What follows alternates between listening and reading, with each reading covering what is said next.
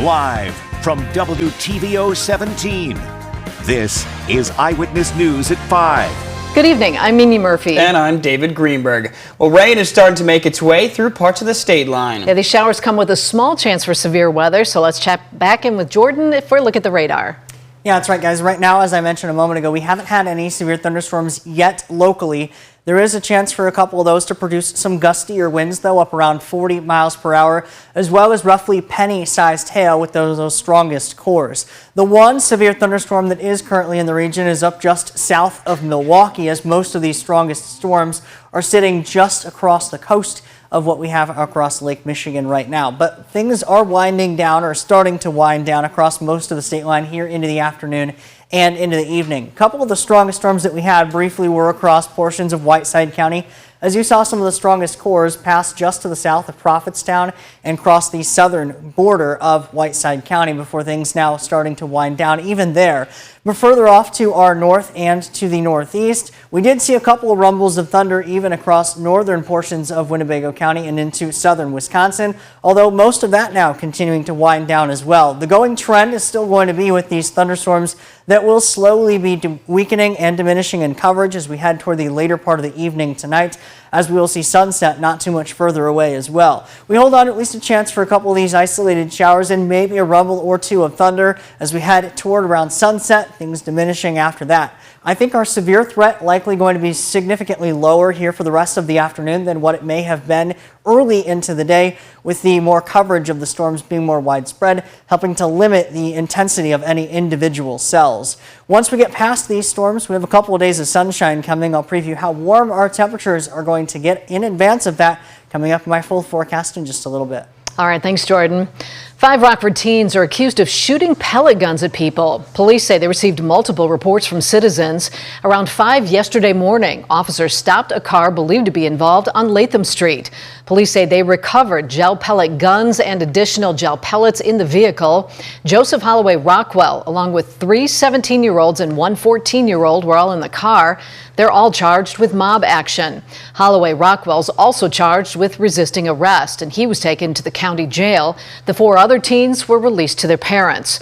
Last week, Freeport police said they received several calls about similar toy guns and warned about the dangers of misusing them. A new report finds road rage shootings have more than quadrupled in the last decade. According to the Gun Violence Archive, there were 83 incidents in 2014. In 2023, there were 456.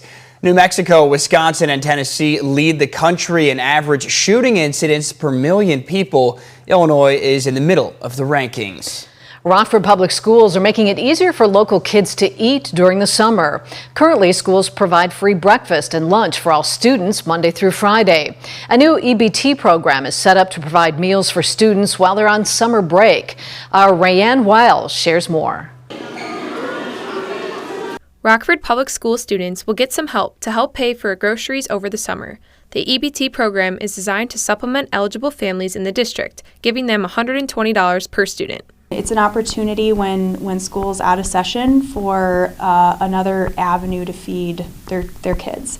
I know that a lot of students in our school district depend on the breakfast and lunch program, and they just don't have complete access to that sort of programming over the summers. This program is different from previous summer programs and is not the same as the PEBT, which was used in the pandemic. I want to make clear that summer EBT is a brand new program. It's very different from previous programming that revolved around the COVID pandemic. So folks might be looking for their PEBT cards. Don't need to do that. That is completely separate program. Those cards will not be relevant to you. Unfortunately, since this is the first year, the district's Director of Nutrition Services says they expect funds to be distributed later this summer, but the program is determined to keep RPS students from going hungry. We need food to function. We all need to be fueled by food, so whether that's working or learning at school, or if that's playing or doing activities in the summer, we all need food to survive and thrive. Summer EBT is just one of those supplemental programs to help make sure they have what they need to keep them fueled for the summer. Reporting in Rockford for your home team, I'm Rayanne Wiles.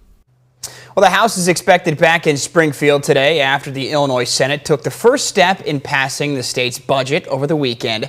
The budget for fiscal year 2025, which starts in July, totals $53 billion thanks to a $750 million tax hike. A proposal in place will also give Illinois lawmakers and top state officials a 5% increase in pay. It passed in a 38-21 vote. Now the House is expected to vote at some point during the week. That proposed state budget would eliminate the grocery tax. It was one of the key proposals included in Governor Pritzker's budget address in February. The Illinois Municipal League pushed back against the move, warning that communities could lose millions of dollars. As a result, the grocery tax wouldn't end until January 1st, 2026, and municipalities can still implement their own grocery tax up to 1% without needing to hold a referendum. It'll give us time to work with our council and see about if that is a way the council wants to replace the loss of revenue, because it is a very large loss of revenue.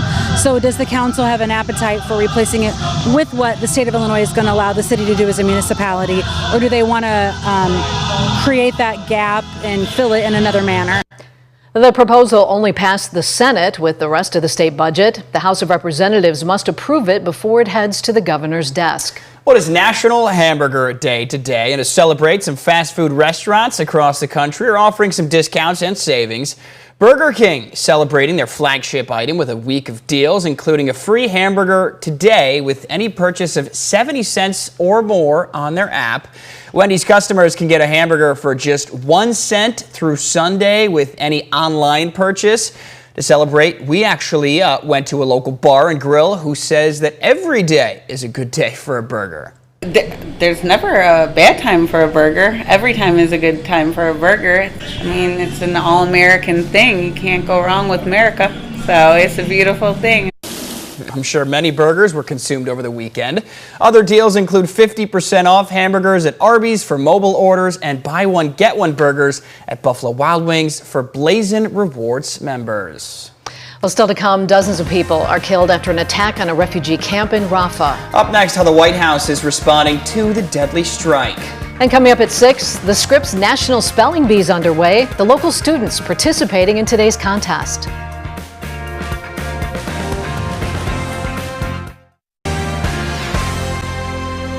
The White House faces questions about Israel's recent deadly attack at a refugee camp in Rafah. Raquel Martin reports Israel's prime minister calls the strike, quote, a tragic mishap, and is promising a military investigation. I have no policy changes to speak to.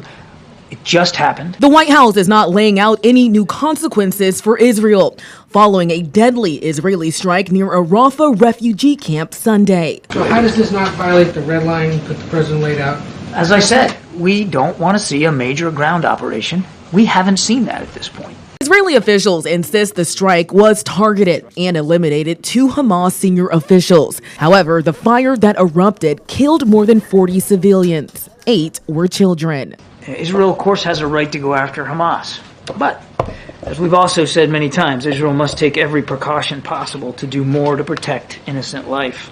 Israeli Prime Minister Benjamin Netanyahu is calling the strike a tragic mishap and is promising an investigation. We will be watching those results closely. The State Department says it has many questions about how the fire started. Israel suggests Hamas stored ammunition nearby. It's not clear how it was ignited, especially, as I said, when it's over a kilometer and a half from the location of the strike. We need to find out how that happened. Many international groups are not awaiting Israel's explanation. WHO deplores the attack and are demanding an immediate ceasefire, citing a growing humanitarian and hunger crisis in Gaza. Netanyahu is promising to press ahead to eliminate all Hamas targets.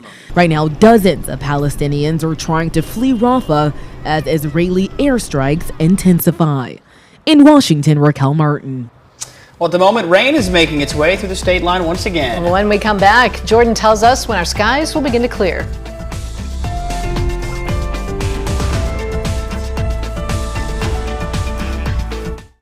Now, your first warned weather forecast from meteorologist Jordan Wolf. Waves of showers and thunderstorms continue here into the late afternoon and early evening hours across the state line. We have not yet had any of them reach severe limits and likely won't for the rest of the evening either.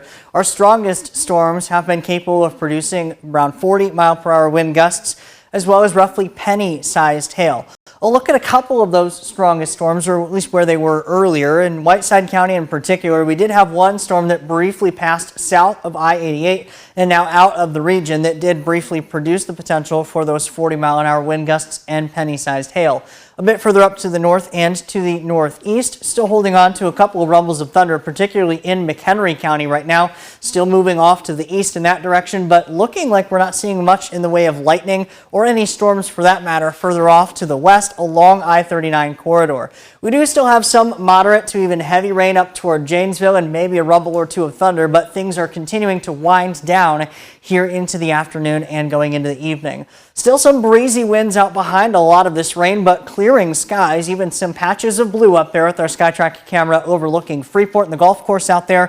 SkyTrack camera is brought to us by Rockford Career College. Breezy winds do continue behind most of this storm activity into the early part of the evening. Some pockets of sunshine as noted there with Futurecast before we eventually see even more of these showers wind down not only in coverage but also in intensity over these next few hours. Most of these do wind out of the area, giving us then just a few isolated showers as we head toward the late evening hours, mainly dwindling once we get toward and just after sunset. A couple of isolated showers may persist across northern portions and northeastern portions of the viewing area as we head closer to midnight, but even beyond that, things looking much calmer and much clearer. We do hold on to a little bit of cloud cover that may prevent some spots from falling quite as far for the overnight lows tonight. Temperatures behind a lot of this rain has already fallen back close to the 60-degree mark, especially out in Freeport, 59 degrees, 58 in Monroe, and 60 degrees in Galena. Still 64 in Sterling, 65 in Rochelle, and 62 in Rockford, as well as in DeKalb. Our dew points right now are sitting in the 50s for many of us, and that's pretty much indicative of where our temperatures will fall into the overnight. We do hold on to some cloud cover, mainly focused on eastern portions of the viewing area, but mostly clear skies out to the west.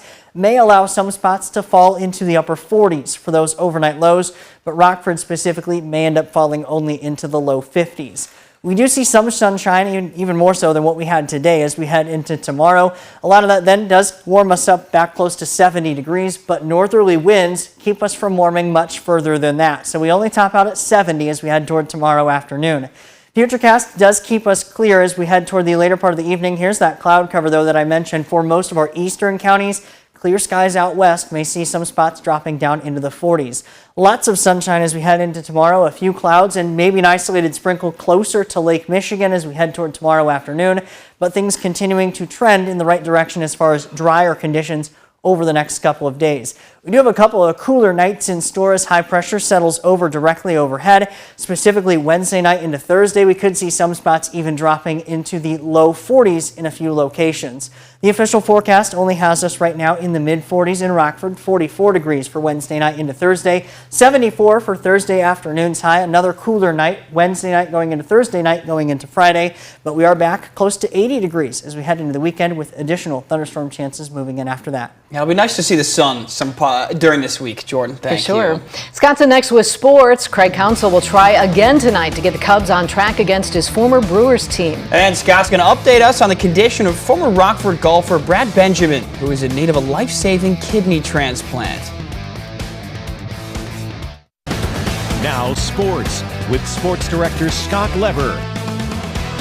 The Cubs thought they had the upper hand on the Brewers when they pried Craig Counsell away to be their manager. Not so, for now anyway. It's the Brewers who lead the Cubs by 4.5 games in the NL Central Division after the Brewers won yesterday. Game 2 tonight is Ben Brown and Freddie Peralta going to the mound. Counsell heard some boos from Brewers fans yesterday, which was to be expected since he bailed on them for their arch rivals.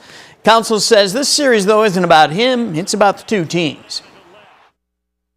I think for me, it's a different view from the dugout, and it's a team in your division. It's a team that's playing really well. We are not playing very well right now, and so, we're trying to get things on track, and I think that tends to be where your thoughts go in this job.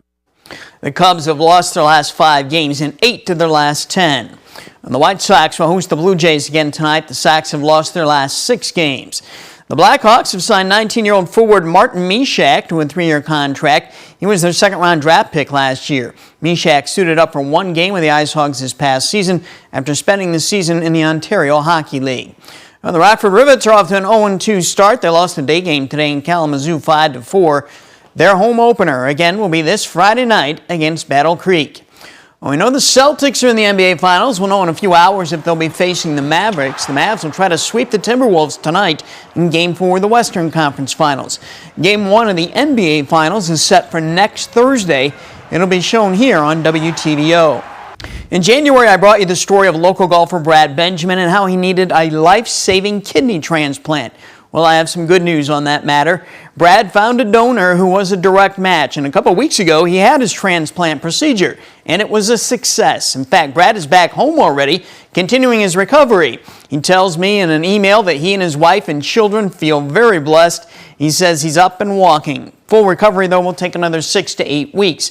He also says his donor, a woman named Jill Powers, is also doing well. He is humbled by her selflessness. Brad also says he appreciates the people in the Rockford area who have reached out to him as he's gone through this journey. Brad now lives in South Carolina. He played in the Masters in 2010 and in the U.S. Open the following year.